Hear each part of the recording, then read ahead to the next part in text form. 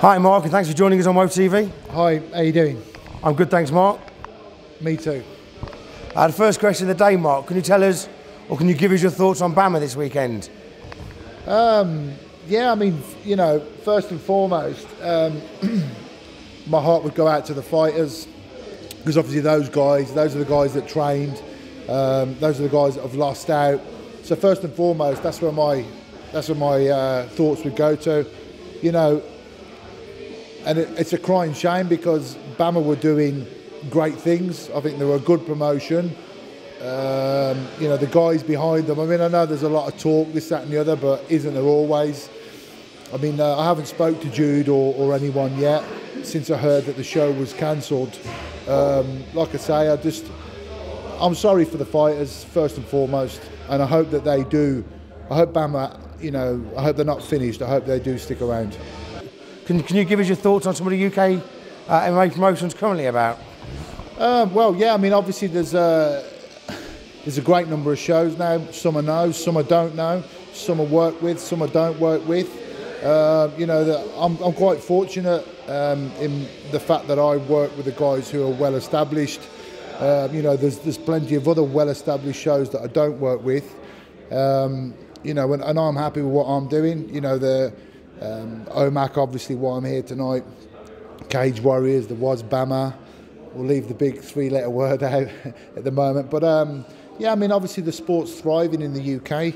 As I say, I mean, I tend not to get out there too much because I kind of like have an overload. So if I've got a weekend where I just, you know, there's guys out there and they'll do shows every week, every weekend, and the thought of that, it's just not for me. It's not for me. I'm happy doing what I'm doing. Can you give us your thoughts on the UK fighters that we currently have, their level, and also where they're going? Yeah, I mean, obviously, you know, that explosion and popularity of, you know, the sport as a whole. You know, you've only got to look at the amount of UK fighters that are moving over into the big stage. You know, some are doing well, some haven't done well, but you could say the same about any fighter.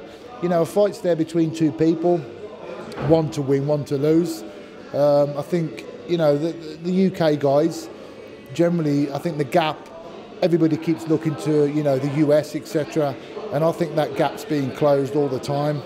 You know, we've had, you know, obviously there was Dan Hard who actually fought and contested for a title shot. You know, that was unprecedented. And then you've got the guys like Michael Bisping. He's working his way back up to a title shot. There's a lot of young blood coming through. And I think we've got some talented guys here. Just a quick one for some self-promotion. You just ran the first UK official seminar. Can you tell us how that went? Really good. I mean, I had over 50 people there.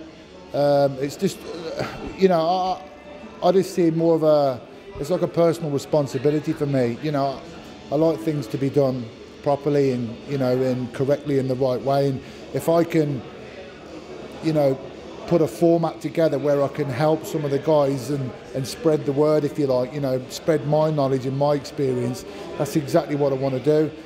You know, there is a unified rule set of MMA out there. It's what I support, it's what I push, and that's what the course was designed to do, give people a flavour and an understand. In fact, more than that, you know, give them a deeper understanding.